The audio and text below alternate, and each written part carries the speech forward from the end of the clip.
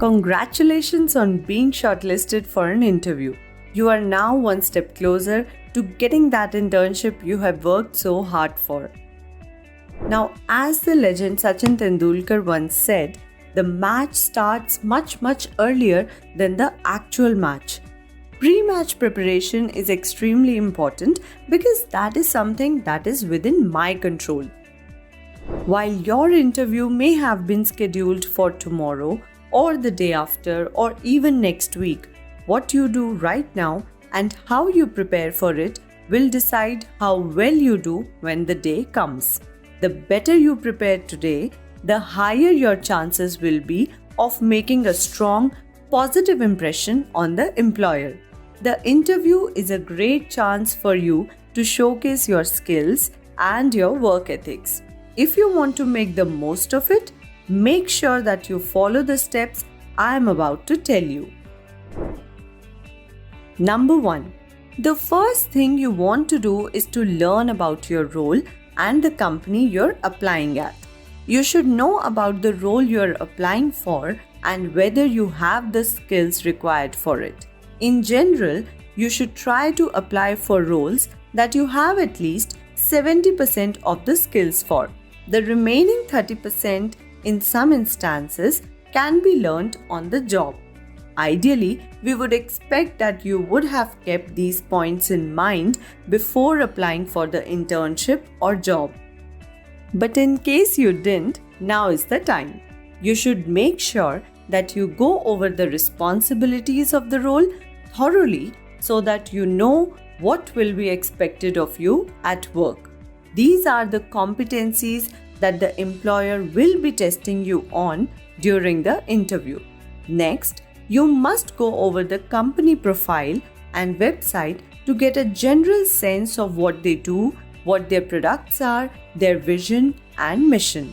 Look them up on LinkedIn, Glassdoor, Instagram, Facebook, etc. Learn more about the company because it will help you understand how you will contribute to their work. You can come up with ideas or suggestions that, if the opportunity arises, you can share with the employer during the interview. While it's not necessary, you can read up the recent news about the industry the company belongs to as well. Number 2. Brush up your skills. If there are any skills mentioned in the job description and in your resume that you feel you need to brush up on, then you should do that before the interview. For example, if your internship requires you to know SEO, then you should know how it works and the basic terminologies related to it. This will help you tackle any skill-specific or technical questions that may be asked during the interview. In case there's any additional skill that you don't have yet, or if there's a tool you don't know how to use but you're confident that it can be learned on the job, be sure to go over the basics of that skill or tool. This will be useful because when the employer asks about this skill or tool, you can say, as of now, I'm not very well versed in SEO, but I read about it and have understood the basics. I am confident that with your guidance, I can learn more on the job. Don't say that you know a skill or tool merely because it's mentioned in the requirements. Be honest and transparent. While it is very important to have the right skill set for the job and have knowledge of the various tools required for it, your willingness to learn can instill a confidence in the employer. Companies appreciate candidates who are willing to learn more and who will put all their efforts into doing the job well. Then, coming to number 3, note down your questions. List down questions you would like to ask the employer. These questions could be some basic questions related to the role and responsibilities, like which tool do you use to send emailers, or what type of marketing activities do we do on the platform. Or there could be some interesting questions that will set you apart from the other candidates. For example, what does a typical day here look like? Or what is the company culture like? What is the company's revenue model? Or what are your expectations from me when and if I join the company? After the video, we will share a list of some questions that you can ask the interviewer at the end of the interview.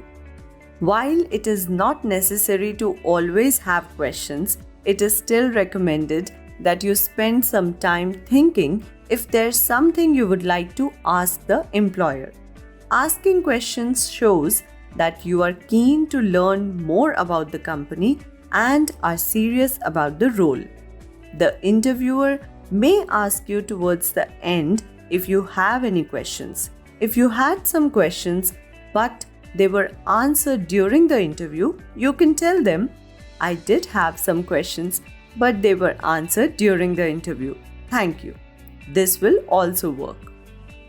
But don't ask questions just for the sake of asking questions, and make sure that you don't ask questions about points that are mentioned clearly in the JD.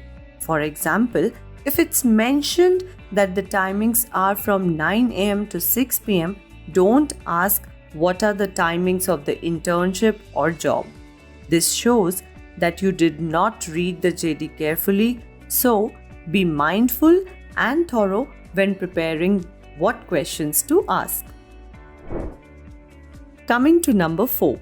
If the employer has asked you to bring your resume or portfolio or any other documents for the interview, make sure that you take printouts a day or two before.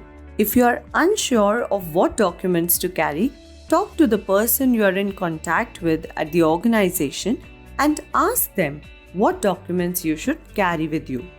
Next, avoid folding the documents. Place all the documents neatly in a file and carry them with you at the interview. Also, always carry a pen and a notepad or a diary with you, especially if you expect there to be technical questions during the interview that will require you to write or draw something. In case of telephonic or video interviews, you should have soft copies of these documents ready with you. Keep them open in front of you rather than looking for them when the interviewer asks for them. So, we have done 4 points so far. In the next video, we'll take a look at the remaining 4 points. See you in the next video.